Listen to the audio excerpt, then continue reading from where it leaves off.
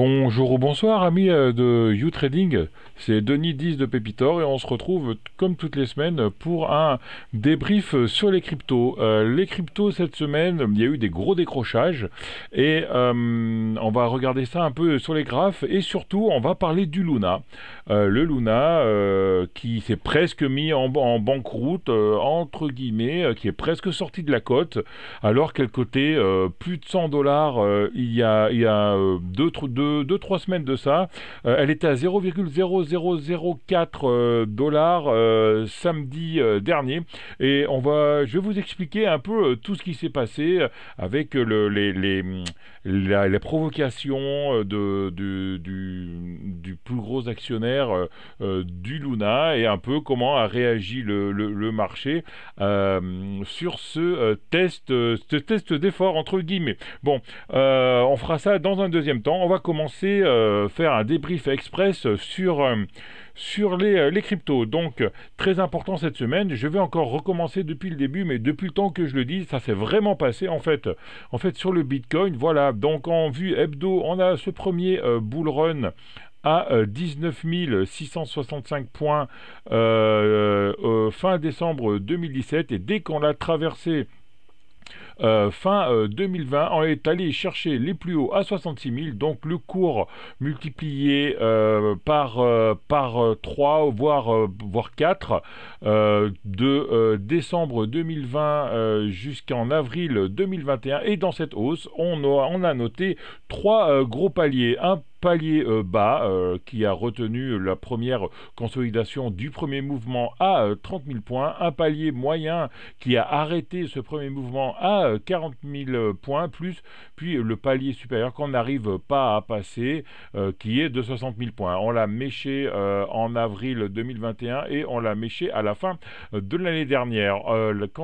Lors de cette deuxième mèche, on est allé chercher le deuxième niveau, on l'a complètement traversé et là tout le monde attendait le Bitcoin à 30 000 points, mais les acheteurs sont rentrés avant.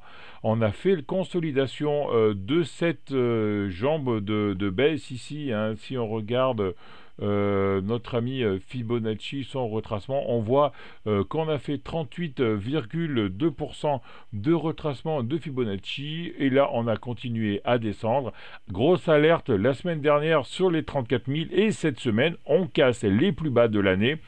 On vient chercher ce gros support de 30 000 dollars que tout le monde attendait. On vient même le mécher. Et là, qu'est-ce qui se passe? Eh ben, on a un beau rebond sur les 30 000 dollars. Évidemment, cette cassure des derniers plus bas du Bitcoin a été multipliée beaucoup, a été amplifiée sur les autres stablecoins et avec les petits déboires du Luna, beaucoup de lunatiques ont vendu du Bitcoin pour acheter du Luna pour essayer de soutenir la crypto qui a été divisée peut-être par plus de 10 000.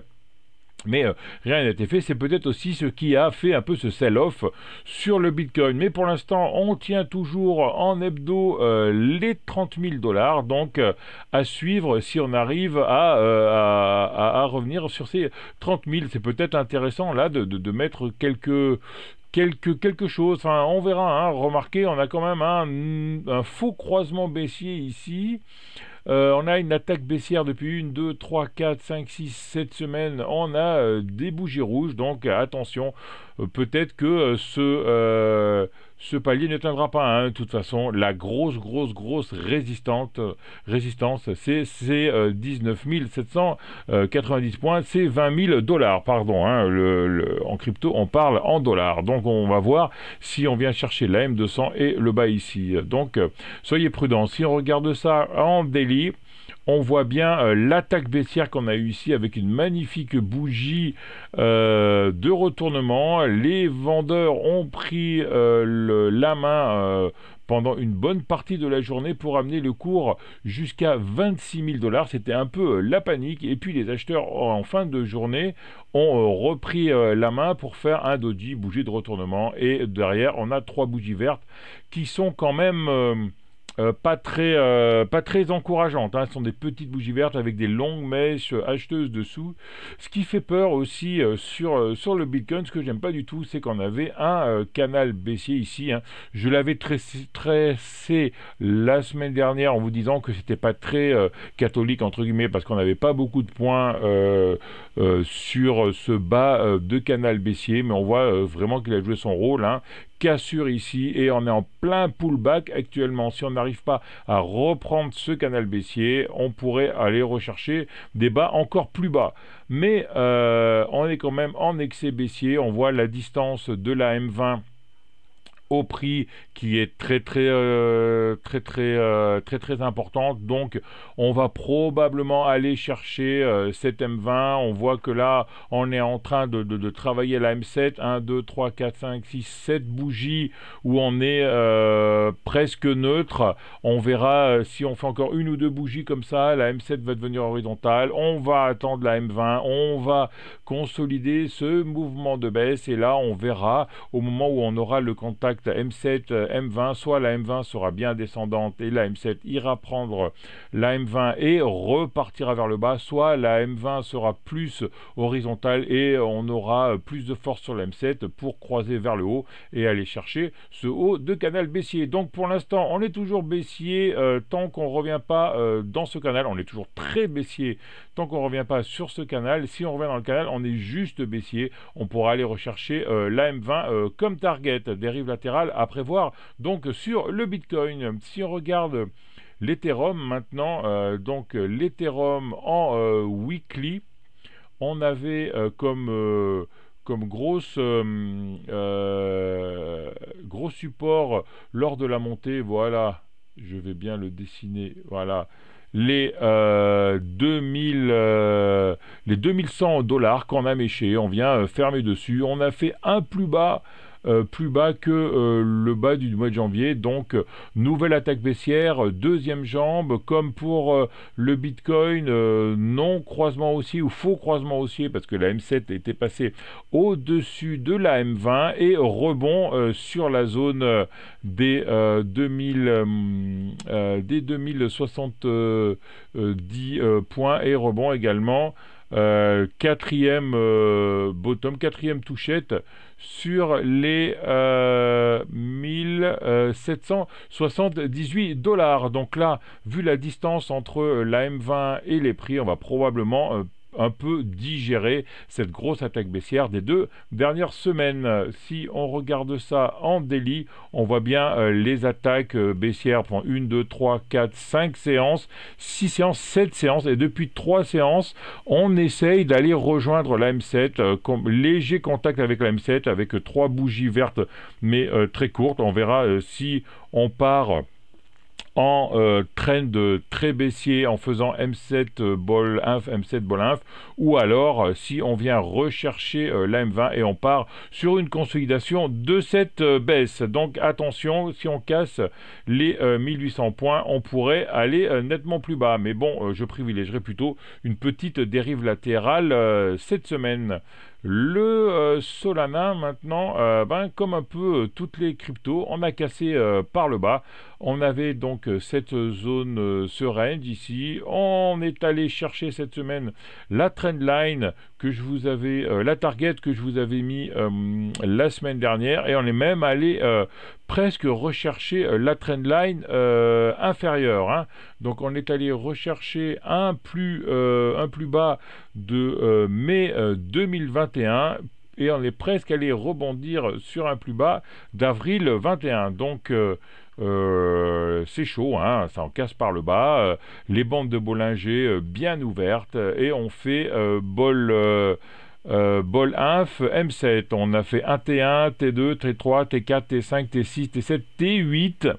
Et là, on était vraiment trop en excès baissier, trop de distance entre les prix et la M20. On revient chercher la M7, on va probablement titiller la M7 pendant quelques jours pour essayer d'aller chercher la M20, ou encore pire, attendre cette M20.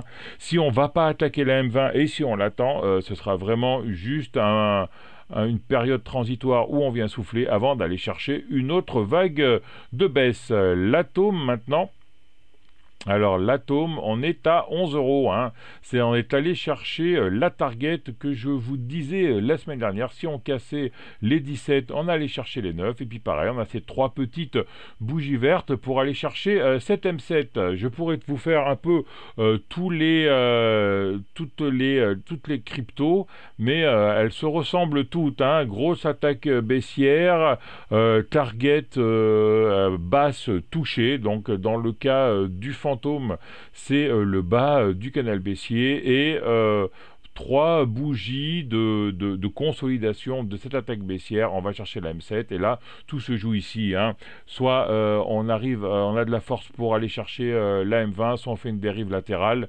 Mais bon, on est quand même en excès baissier, ça m'étonnerait qu'on casse par le bas. En début de semaine, l'e-gold qui prend plus de 6% aujourd'hui, on attaque la M7, on vient chercher la M7, l'e-gold qui est la crypto qui a le mieux tenu, car il y a beaucoup de projets dessus, pas beaucoup de supply non plus. On a cassé avec cette grosse attaque baissière ici, et puis directement, on est allé chercher cette M7. L'AVAX, pareil, l'AVAX, quand on pense que l'AVAX, on était en train de titiller les 100 dollars il y a un mois, maintenant on est dans la divisée, le cours par 4, on est allé chercher les 23 dollars. Donc hein, c'est vraiment très très important d'avoir des stops sur les cryptos, même avec beaucoup de volatilité, on peut avoir les stops qui sautent souvent, mais ça permet de garder notre capital.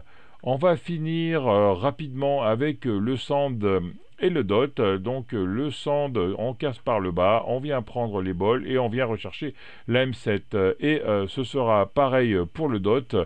Le DOT, on casse, on vient chercher la M7. Le DOT est à 11 dollars, alors que la belle époque où on avait fait un plus haut à plus de 55 dollars. Donc le cours a été divisé par 5. Maintenant, je vais vous faire une petite récapitulative de tout ce qui s'est passé sur le Luna cette semaine. Donc voilà, le Luna qui cotait près de 100 dollars ou plus même de 100 dollars au mois d'avril 2021. Maintenant, cote aujourd'hui 0,00002 dollars. Hein. Donc le cours a été passé 200 à moins de 2 centimes, 2 dixièmes de centimes d'euros. Qu'est-ce qui s'est passé durant cette baisse? Donc on a eu un peu l'attaque baissière ici et là, depuis le 7 mai, on était à 77, on est passé à 65, grosse attaque à 30, puis à 17, et pour finir, ces 4 derniers jours en dessous de 1 centime. Hein. Donc vraiment très très grosse attaque. Qu'est-ce qui s'est passé? Donc, pour comprendre un peu ce qui s'est passé, il faut comprendre déjà ce qui est attaché au Luna. Hein. Le Luna, c'est une crypto qui est de l'écosystème Terra, et comme dans tout écosystème, on a un stablecoin. Alors le stablecoin de l'écosystème Terra est l'UST. Par contre, l'UST est un stablecoin algorithmique, c'est-à-dire qu'à l'inverse des autres stablecoins comme l'USDT, l'USDC, l'UST donc de Terra n'a pas de collatéral et fonctionne uniquement sur les variations de l'offre et de la demande. Donc pour créer de l'UST, il faut burner du Luna, hein. Donc c'est-à-dire qu'il faut changer du Luna contre de l'UST. L'UST étant un stablecoin, on nous a toujours dit qu'on pouvait avoir un UST contre un équivalent dollar de Luna. Voilà, donc, alors pour avoir de l'UST, on peut soit passer par un exchange centralisé comme Binance, ou on peut borner du Luna, ou passer par Curve et échanger de stablecoin en stablecoin. Quel est l'intérêt de l'UST? Alors, l'intérêt de l'UST, c'est qu'on peut le stacker et avoir un intérêt de 19,5% par an. Hein. Donc c'est-à-dire qu'on vous dit, vous avez un stablecoin qui colle, qui peg au dollar, donc on a un UST égale 1 US dollar et on vous donne 19,5% par an. C'est pour ça que beaucoup de gens étaient intéressés par cette monnaie. Alors, le fait d'avoir ce rendement de 19,5% a fait de Terra la deuxième blockchain en termes de Total Value Locked, c'est-à-dire en TVL. Et l'UST est le troisième plus gros stablecoin sur le marché et a même dépassé le DAI et le Binance USD. Le BUSD atteignant jusqu'à 18,7 milliards de market cap.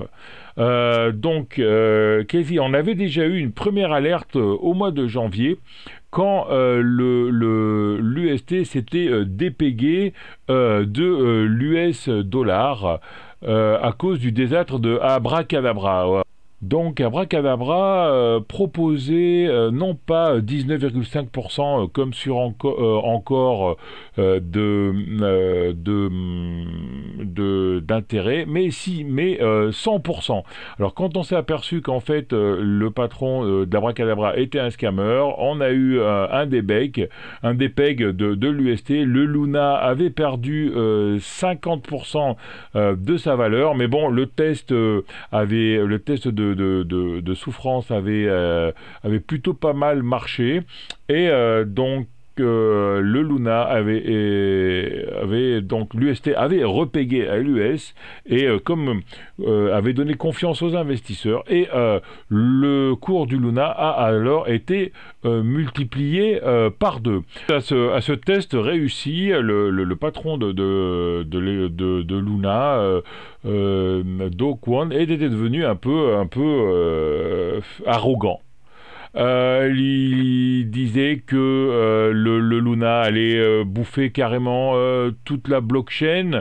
Il souhaitait la mort d'autres stablecoins comme le DAI, etc. Et il a même provoqué des milliardaires en disant venez attaquer ma monnaie et vous verrez que comme je suis si puissant et comme le Luna est si bien accepté dans la communauté, vous n'arriverez pas à le déstabiliser.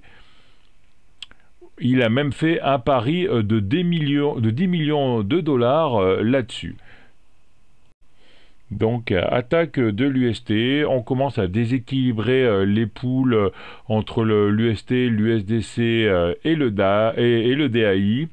À partir de là, on est obligé de créer du Luna en bornant de l'UST. Le Luna est créé, on crée de plus en plus de Luna.